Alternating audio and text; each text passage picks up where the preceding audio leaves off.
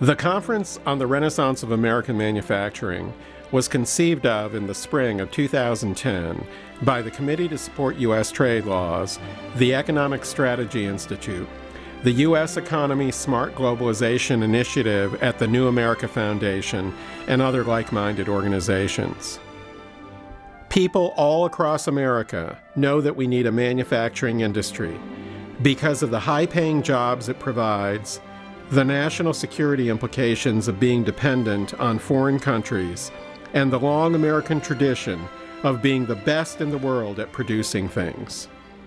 Our goal was to state what the problems were, but perhaps more importantly, to try to find solutions.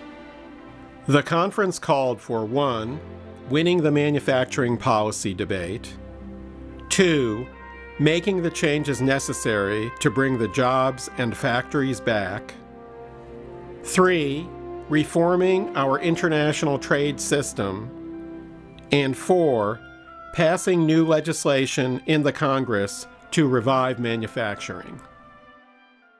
We believe there is a critical need to take steps to revive the United States manufacturing sector to create this renaissance, and we believe that having a conference that brings together people committed to this goal, from the executive branch, from the Congress, from the states, from management, from labor, and from the policy and legal community will promote that result.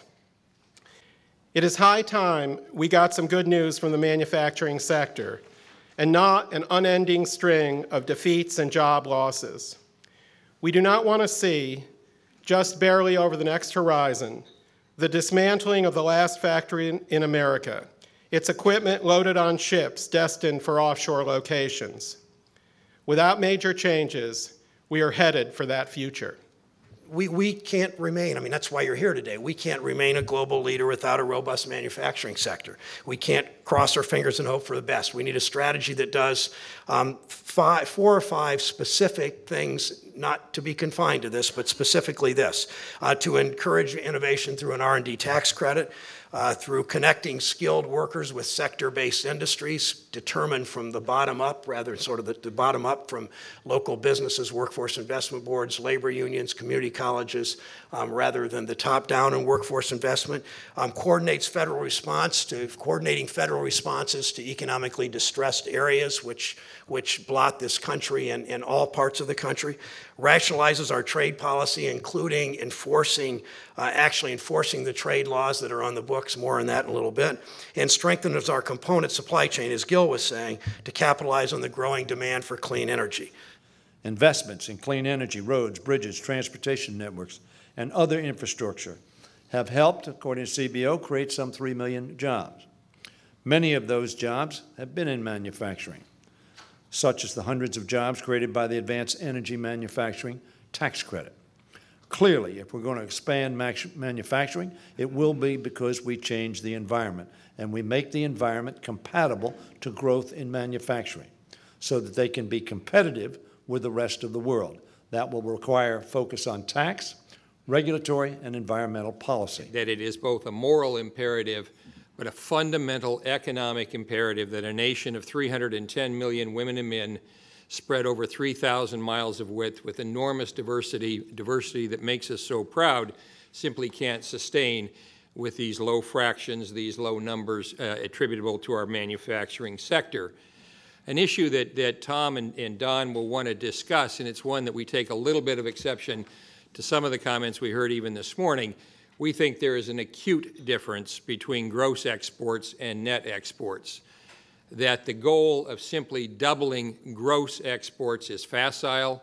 It is not destined to be effective. The only measure of our success in this arena will be net exports, as Don in particular will address. The other thing that is fundamental to the views that we will try to carry forward on your behalf is this linkage, as Gil mentioned in his opening comments, absolute, unassailable linkage between manufacturing and trade. We're distressed that some in the administration cleave that issue away from Ron Bloom, the trade issue. We know the numbers, as you do, that 90% of the manufacturing goods cost differential between China and the U.S. is non-labor. The other 90% is subsidy, currency manipulation, environmental practices run amok, and labor practices that are simply abhorrent.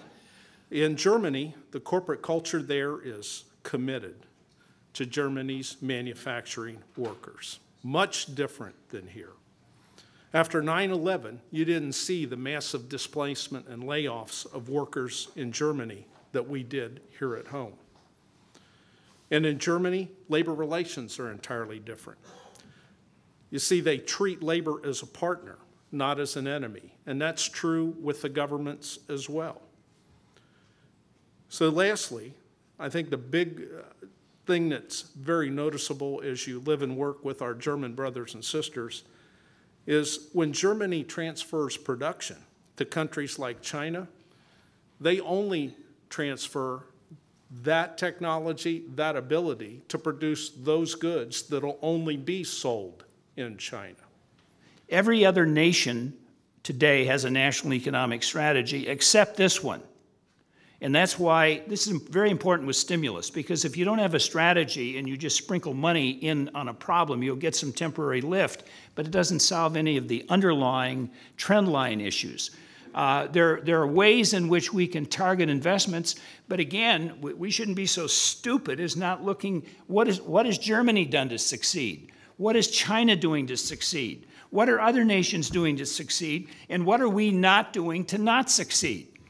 Unfortunately, today, our massive trade deficit is destroying significant parts of American industry, and especially, of course, in manufacturing. And in so doing, it is eliminating badly needed productive jobs. And this is happening because we are slow to recognize an unpleasant reality. And that reality is that we do not live in the free trade world described in economic textbooks. And rather, we live in a world where our trading partner, China, has chosen mercantilism. That is to say, that it is using the full powers of its government to advance its industries in ways that destroy ours. This is reflected in our massive trade deficits, which show clearly that we are now producing less than we consume. And we are paying for that gap, not as we should be, with American goods made by American jobs, but instead we are giving to our trading partner, China, in various forms, promises to pay later. The jobs whose output could have filled the widening gap between our production and our consumption are disappearing overseas. And as they disappear, part of our productive capacity disappears with them. And meanwhile, the people who used to make those goods in the US are looking for new jobs because they lost their old jobs to subsidized and underpriced imports. As long as our government accepts that point of view and refuses to see or act on the negative effects on the country, we can expect only more of what we have seen through many administrations. An ever-increasing trade deficit with all that means to jobs and productivity, and we will see the continuing disappearance of the manufacturing sector with its high productivity, its R&D, and its jobs. Clearly, we need to, in the famous phrase, ensure there's a fair field and no favor internationally, which in certain circumstances it most definitely is not. And it's important that our trade representatives have the right types of IP policies and aggressive market access policies. But you know, I don't believe that putting up a tariff is in the absence of curing the actual trade problems that exist, and in the absence of addressing our core concerns on competitiveness is the right solution. And I think a big reason why the tools aren't being used is because we still live under the tyranny of a dead orthodoxy that we call free trade. And as Ralph has done the pioneering work demonstrating the utter nonsense of that orthodoxy. I know I don't look like Andy Grove, And actually, we're fortunate we have Andy's presentation here. The problem, a major problem in the U.S., is scaling, getting to large scale. And we think of the innovation process and these three stages: invent, scale up, deploy. So if you look at how we shape up in this area, essentially what Andy's saying is that in the invention, we're good. We do startups. Nobody else does them like we do. We still create a lot of technology. We're good. But then you look at how do we scale up? And the answer is that we are not good at scale up, and we don't deploy. And what lies behind that, of course, is the fact that you can have 3 or 4 really bright guys at MIT or Stanford or whatever, and they dream up a new idea. So you invent that. Then you go to scale it. And so you go to your venture capitalist, and the venture capitalist says, well, what's your plan for putting the manufacturing in China? Or in fact, more recently, your venture capitalist says, well, obviously you're going to have to move your R&D to China or India. If all the changes we discussed this morning were implemented, such as achieving complete success in the manufacturing policy debate and governmental, economic, and corporate culture reform to bring back manufacturing, that will still not save the manufacturing sector without changes in the international trade regime. As a matter of fact, it was to highlight the linkage between trade and manufacturing that this conference was originally conceived. The first change we should undertake is to start a manufacturing round of trade talks, the main goal of which is to negotiate changes in the rules of the trading system so we can reclaim some of our basic manufacturing prowess. Secondly, in any trade agreement, we need to have what I call a plus jobs and plus factories requirement, in which it can be shown that the agreement on a net basis has created jobs and encouraged factory builds in the U.S. I'm going to take you to a factory. I'm going to take you to a company that started in 1919 that employs over 600 people. My grandfather was one of the founders of the Bassett Industries in 1902. So my family has over a 100-year history in this industry. We need to level the playing field for the folks who are trying to produce and make a profit on American soil and for the workers who are trying to make a living here. We in the American labor movement, we can't outsource ourselves. We live here and we're going to keep living here. We want good jobs here in the United States of America. There was a time when Made in America was a standard for the world. It wasn't just a matter of pride to have that Made in America or Made in the USA product. It was a matter of fact.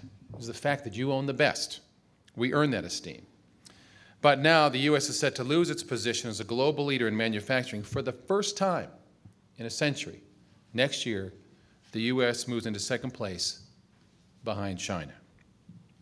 The U.S. has lost more than 5 million manufacturing jobs in the past decade, and more than 17% of all manufacturing jobs in our nation. And he's got a baseball cap on, he's got a tattoo on, and he says, Governor, here are my 2 daughters.